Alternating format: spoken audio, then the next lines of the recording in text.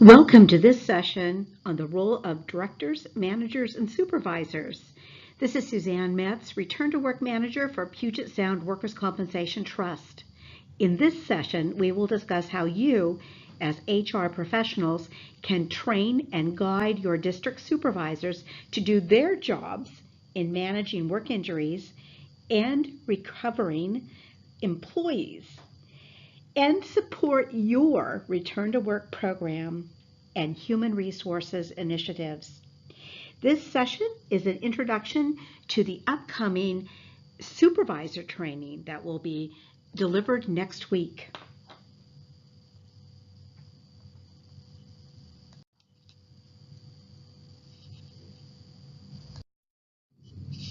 In this 30-minute session, we will discuss the following.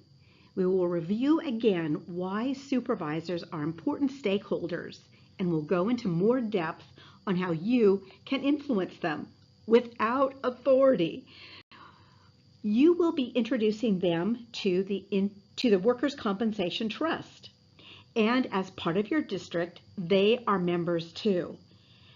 We'll start with your injuries and discuss how you can pick a department and test the program so that you can proceed with confidence to implement it throughout your district.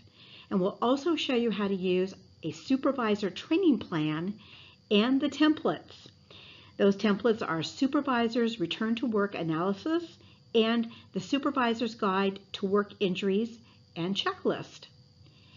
We'll also show you how you can urge your supervisors to use the latest technology, like smartphones and tablets, and they can also involve their employees in the alternative duty process. When they use the template, they are going to be starting with what they already know, what employees must do in their jobs. You'll be reminding supervisors to sort out the essential functions. And if you've already analyzed the jobs, you can give them the current job descriptions as a starting place. You'll be working very closely with your pilot or test department. As always, ask me for help if you need it. You will want to download the Supervisor's Work Injury Guide and Checklist, and you'll want to download the other document so you will see how alternative work task lists will be completed by the supervisors. Let's review again why you need to involve supervisors as important stakeholders in your return to work program. They are essential in returning employees back to work and productivity. As HR professionals, you do the initial recruiting and screening to provide the best candidates for the departments to hire, and you work hard to create and run good programs for the good of the district. Ultimately, the success of your return to work program depends on the quality of the directors, their managers and supervisors, and their overall management and leadership skills, plus their level of commitment to your district's values, mission, and work rules. That is their part. Your success for your return to work program is directly tied to the level of accountability or performance at the director level. So your part of the success equation is your ability to influence and help them understand their program. We'll be introducing 3 handouts in this session, and these handouts are part of the Supervisor Return to Work training that will be given to you in the next presentation, session 4C.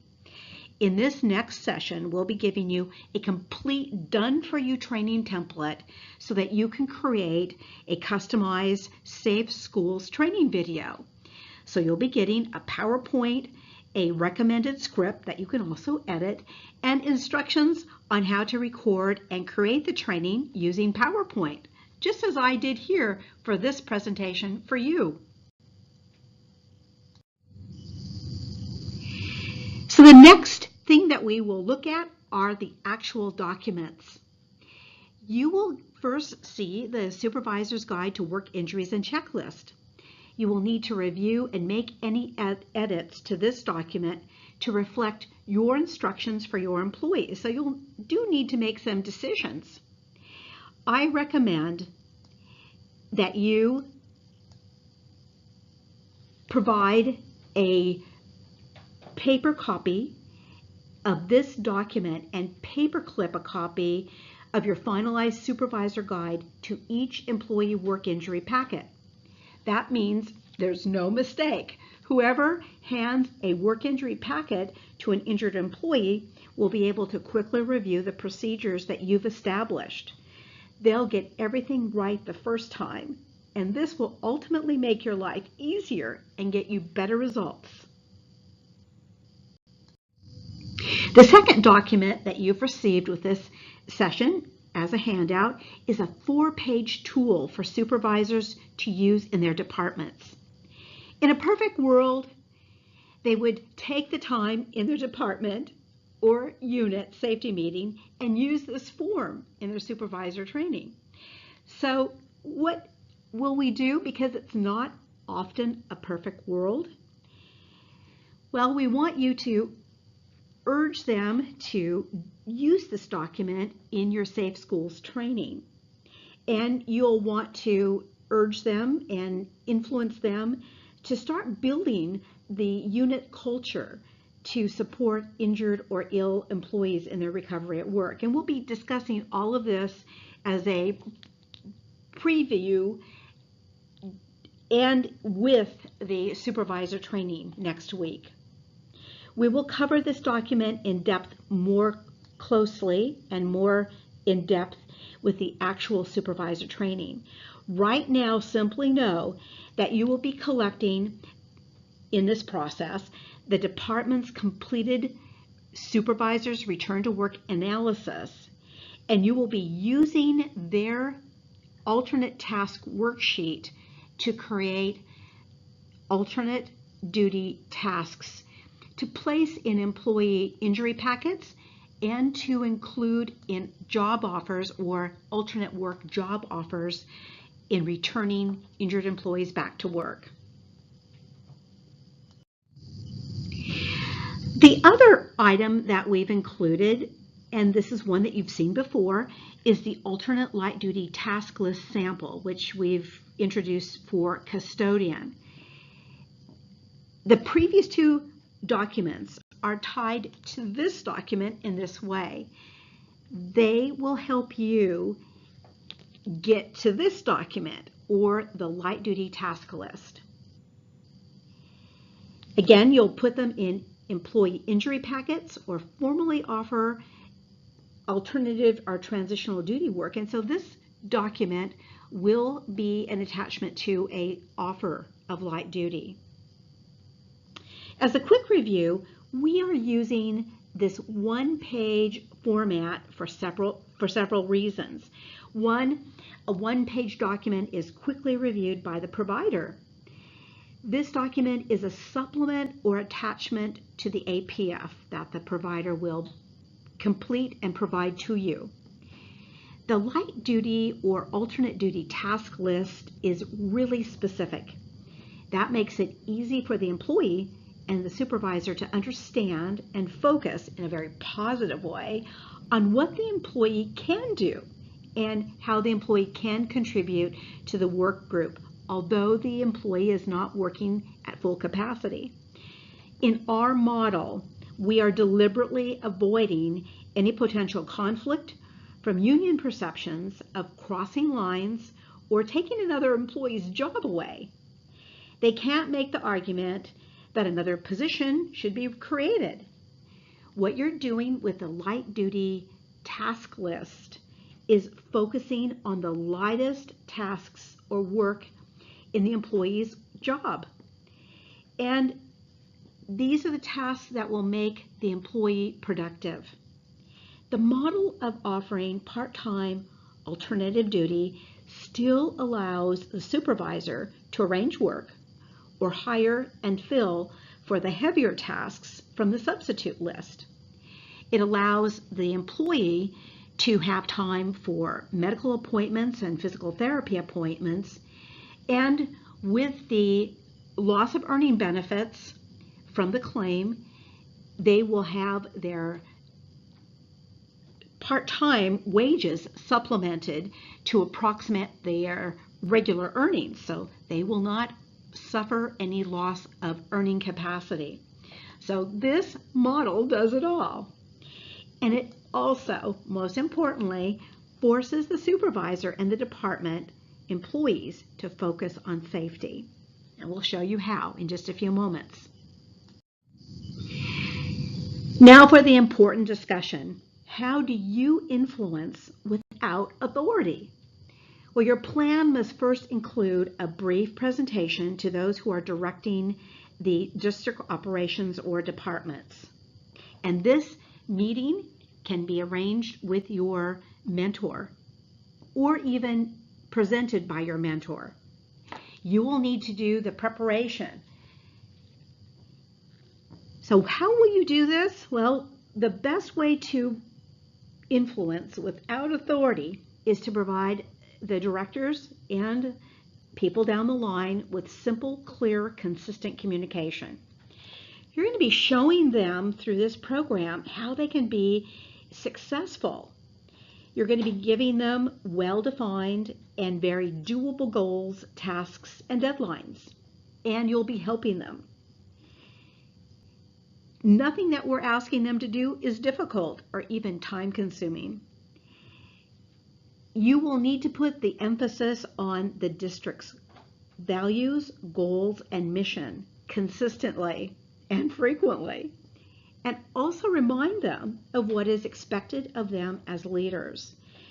And furthermore, you will need to do this for them. Support them in doing the right thing. Make it easy for them to do the right thing always. Publicly acknowledge those who set a good example for others and tell their success stories to inspire other supervisors. Now, if you want a script and a presentation to show top leadership, I'll create one for you. Let me know if this would be helpful for you and send me an email. My contact information will be at the end of this presentation.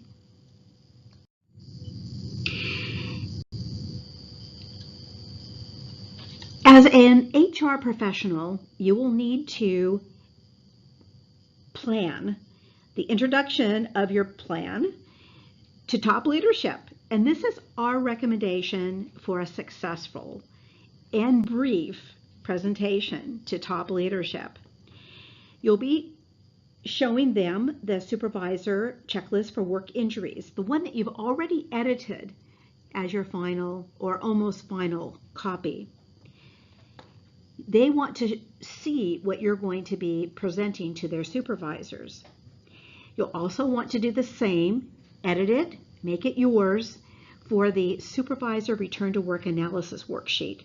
And again, this will help the supervisors analyze their unit or department for return to work opportunities.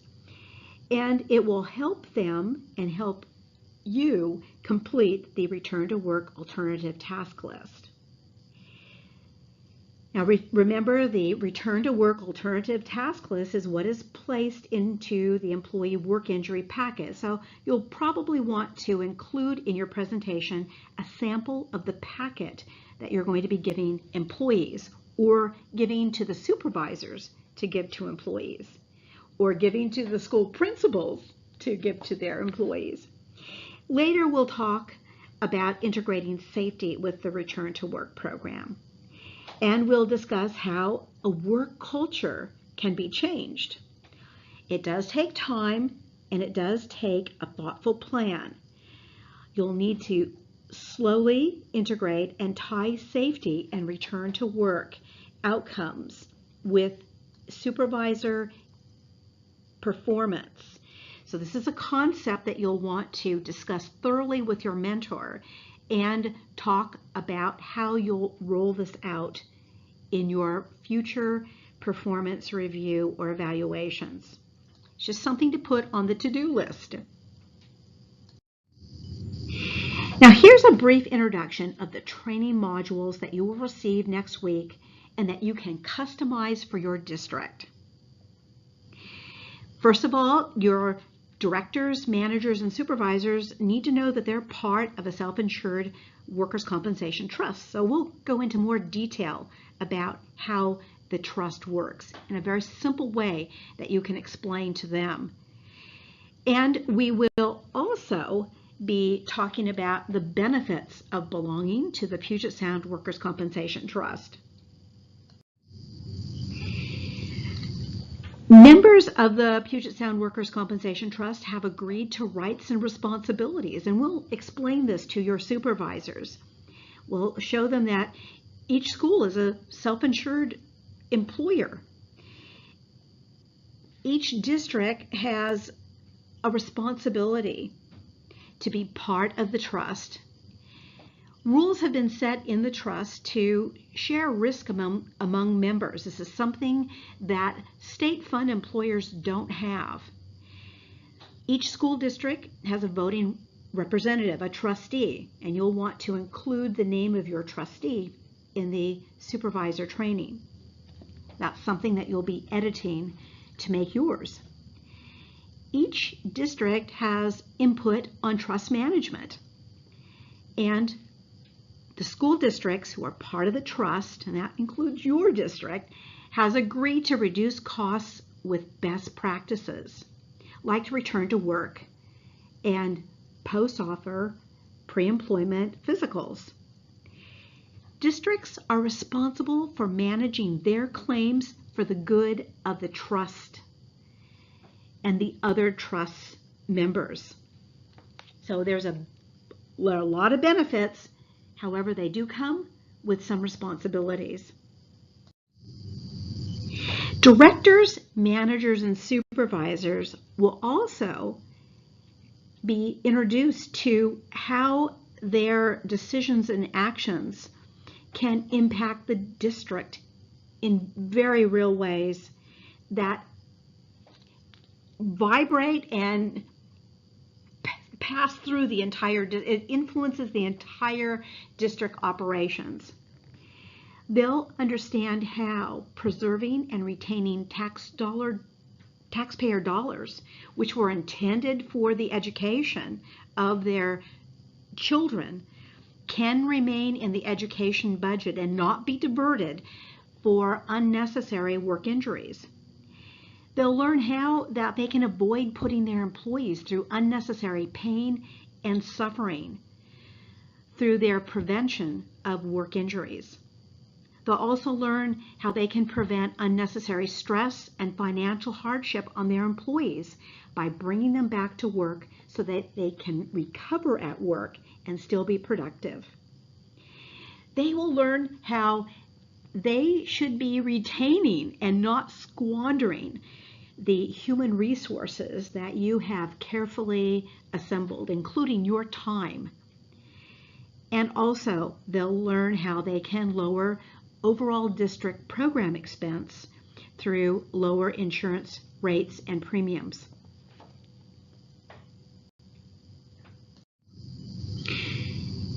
Now, here's some additional previews of the coming supervisor training and a suggestion or recommendation about what you can start to do today, and that is complete your draft program. Complete the draft documents that were included in this session.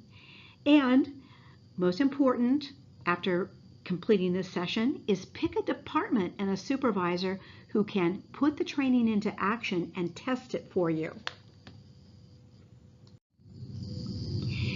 We will provide what you need to roll out the supervisor training plan with confidence next week. We recommend, and what we will show you how to do, is record and use the training template. You'll be uploading the Safe Schools recording that you make into your intranet or your own Safe Schools training. Now, the supervisors will be asked by you to complete this training. However, it will take time for them to go through the training. Now, this training for them through Safe Schools will be very brief. It'll definitely be under 30 minutes, depending on how fast you talk and what slides you intend to include in your edited presentation. However, we all know that another Safe Schools training module will probably not be on any supervisor's priority list, especially after school starts. What we recommend that you do right now is decide and pick one department or supervisor who will pilot the program in one department. Having early success to talk about will give you the confidence to roll out the remainder of the program. Now, this will be a very easy pilot to manage. We'll tell you how to do it. Now, here's a preview of the main elements. When you decide who, you'll hopefully be picking somebody who loves using technology. That means their smartphone, iPad, or tablet. And when you do the training that you'll be recording from our template, you'll show them how easy it is to be successful using the templates and using their tablets and phones.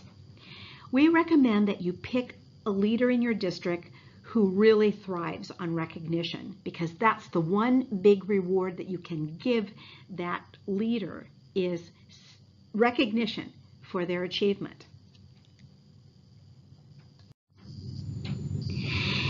You will show them how. They will involve employees in the process.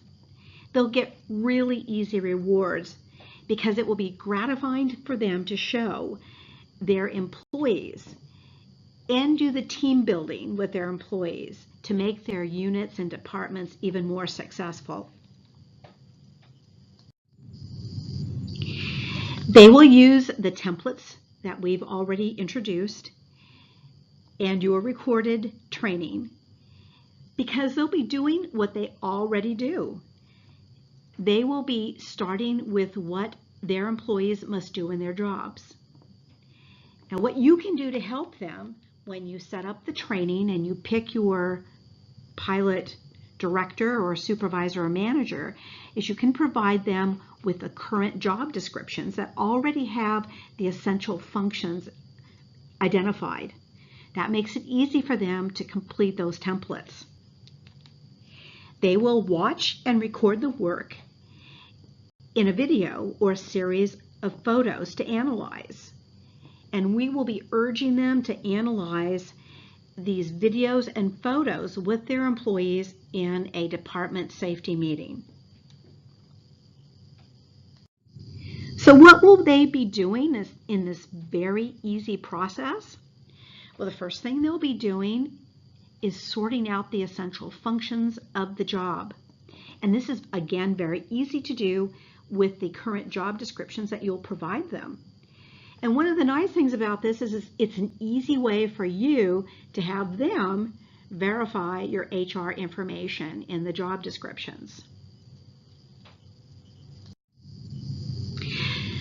They will complete the templates. They can either fill in the blanks themselves or assign an employee to be the scribe. Or they can, even easier, discuss and assign the entire process or assignment to a lead employee or a supervisor that they're grooming for management. The next important thing that they'll do that's extremely easy is they're going to take their completed documents and give them to you by email. Now remember, everything is cut and paste and in Word. Easy for you to download, edit, and finalize. When you have them complete the templates, they will use their work and you will use this to create alternative duty task lists. That's how easy it is. However, you will need to make a few decisions, and I told you last time I'll tell you about those decision points. This is one of them. You will need to decide who in your school district is going to be the best candidate to pilot this program and training in their department. And the next important thing to do is to decide to work your plan. And then know that when you show the completed results, you're going to be getting some glowing praise in your next performance review for leadership. So what do you do next? Well, the first thing you want to do is decide how you want supervisors in your school district to help you and their employees. And that means to complete your annual program review, to complete your template for your school district's return to work program. You'll be editing the documents that we provided you with this session, and that is the Supervisor's Guide to Work Injuries and Checklist. And you'll also want to review and edit the Supervisor's Return to Work Analysis and make any changes. And then they're ready to give to your pilot department. An important question to ask, and I think this is very important to do next, is ask your team in human resources and your mentor which department or director or supervisor is our best choice to pilot the program. So that's all there is. Easy. Download, edit, and if you need any help, call me. Again, this is Suzanne Metz, Return to Work Manager for Puget Sound Workers' Compensation Trust. Now let's get back to work.